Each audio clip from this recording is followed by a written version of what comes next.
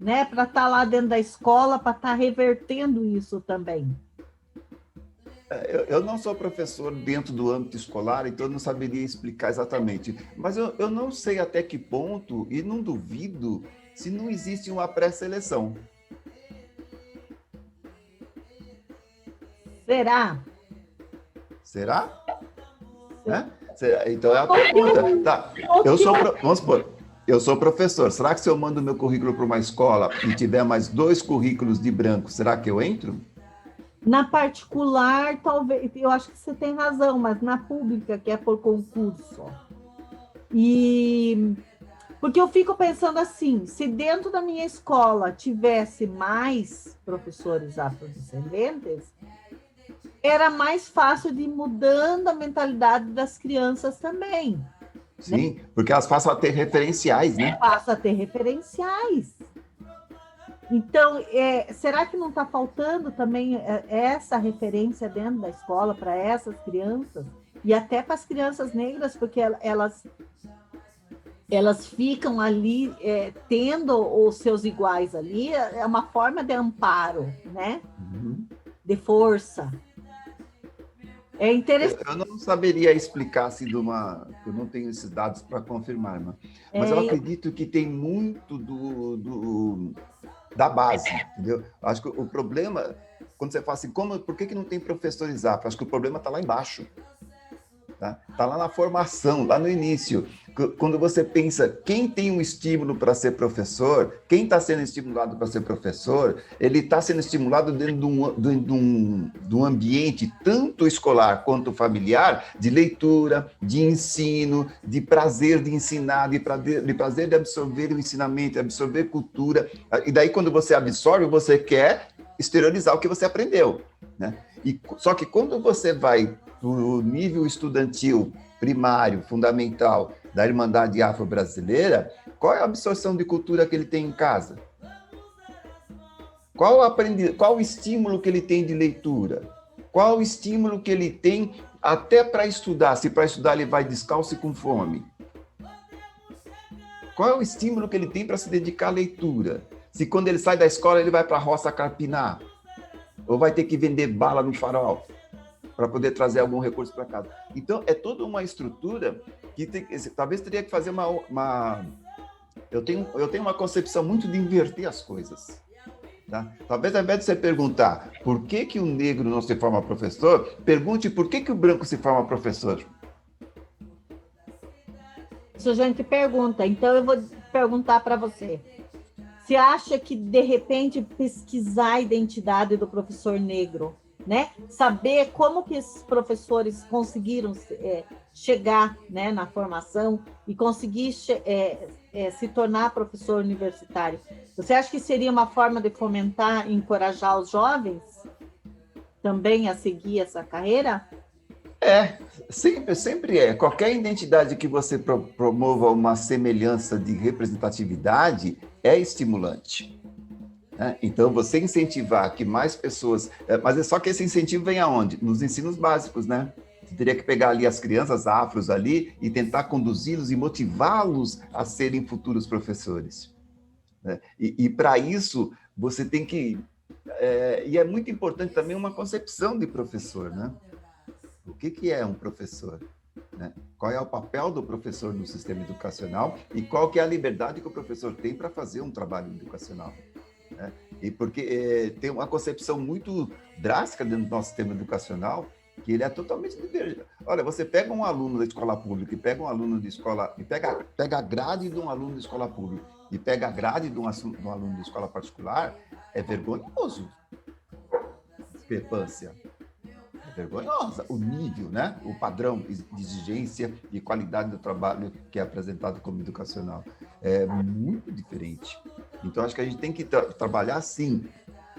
E a Conebras, voltando para o foco da Conebras, nós vamos precisar desses professores, porque faz parte do nosso contexto que da portaria até a reitoria sejam afrodescendentes por uma questão de representatividade. Não é exclusão, é representatividade.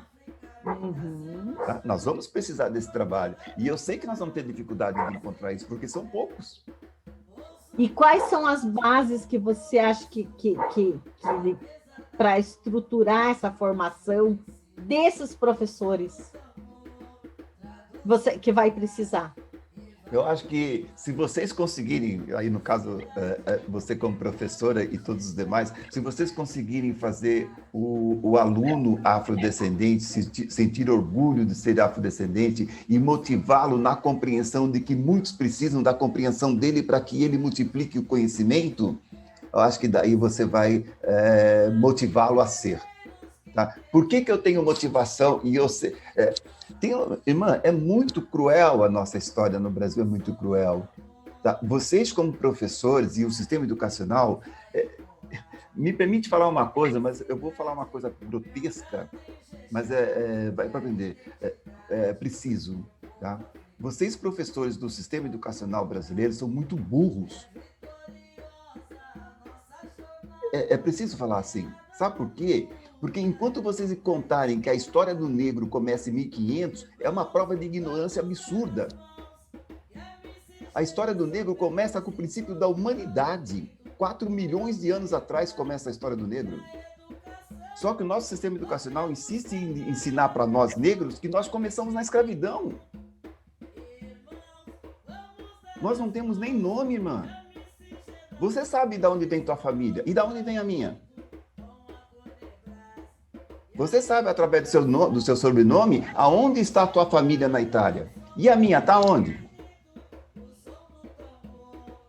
Porque vocês nos ensinam que o meu nome, até um certo tempo, eu consegui mudar depois de muita luta, o meu nome é Luiz Antônio da Silva.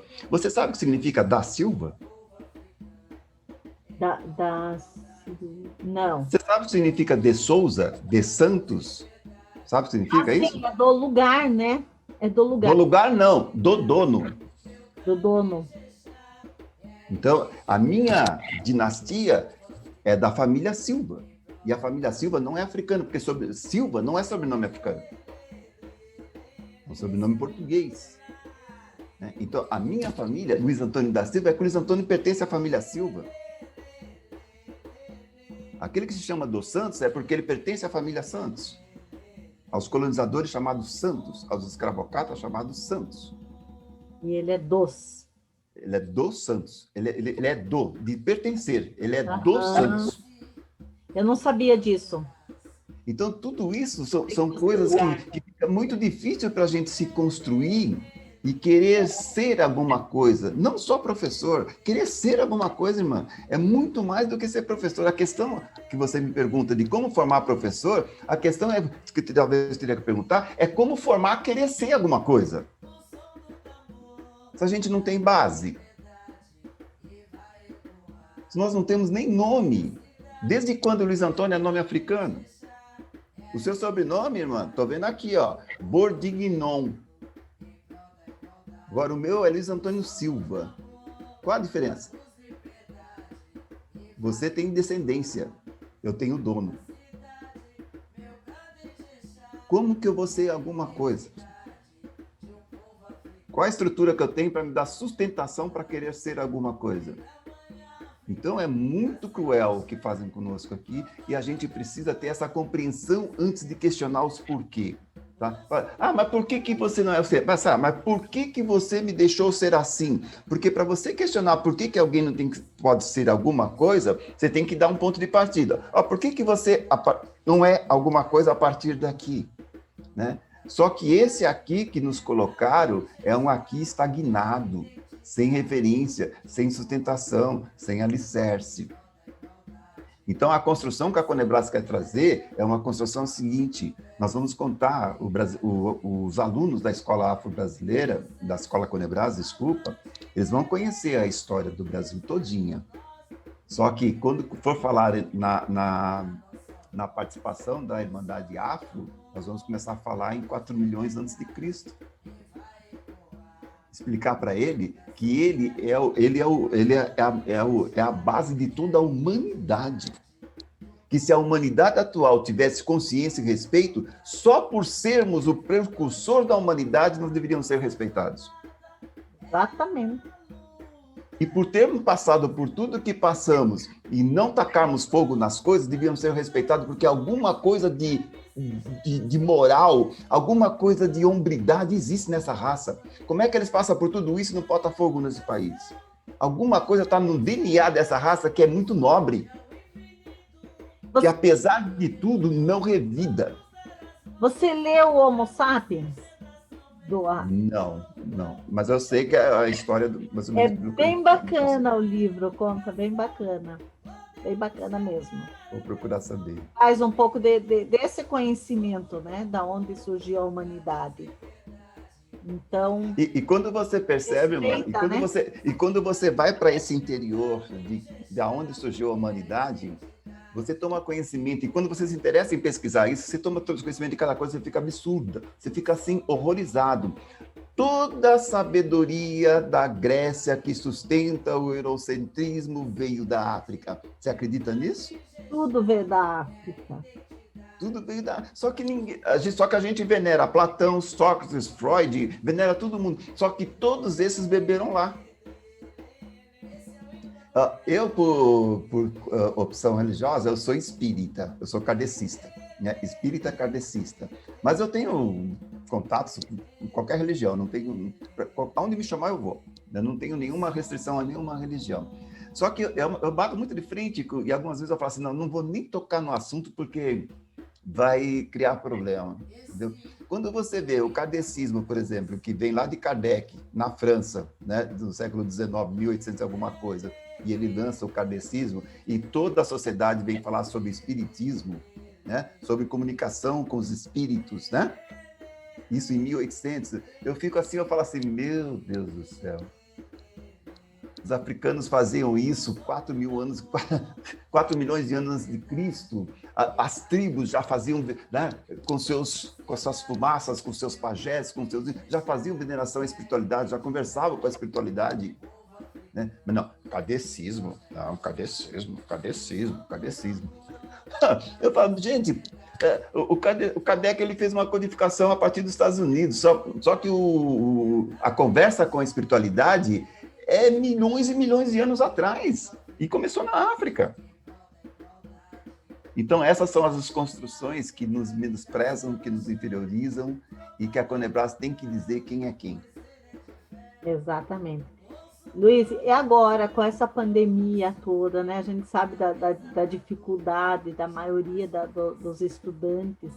Como que o teu povo está se virando com ferramenta, com internet, para acompanhar a escola, a universidade, enfim? Você tem alguma coisa, conhecimento disso? Eu não tenho dados para te passar, irmã, mas é uma coisa que só veio evidenciar o distanciamento social, né? Só veio evidenciar. Formalizou-se um distanciamento social para evitar a contaminação, mas ela só evidenciou um distanciamento que nós já vivenciamos há muito tempo. Nós já vivenciamos esse distanciamento. Então, para a gente é fácil. Para a gente ficou fácil. É fácil. O nosso povo já vivencia isso daí. Entendeu? Então, só evidenciou mais uma vez e só agravou mais ainda. Porque quem é que tem acesso à internet? Né? Quais são as classes que têm acesso à internet de uma forma mais natural, espontânea? Quem são? São os mesmos. Né? São os mesmos que já possuíam antes, e os que já possuíam antes continuam possuindo. E aqueles que, e por maior parte, da etnia afrodescendente, vamos dizer assim, que tem conseguido algum acesso. Os que não têm, continuam sem. E esses que não têm o acesso à internet, eles não têm acesso à educação nenhuma. Eles já não tinham nem a presencial. Quando você fala, mas eles iam à escola. Espera aí. Existe uma diferença entre ir à escola e estar sendo educado.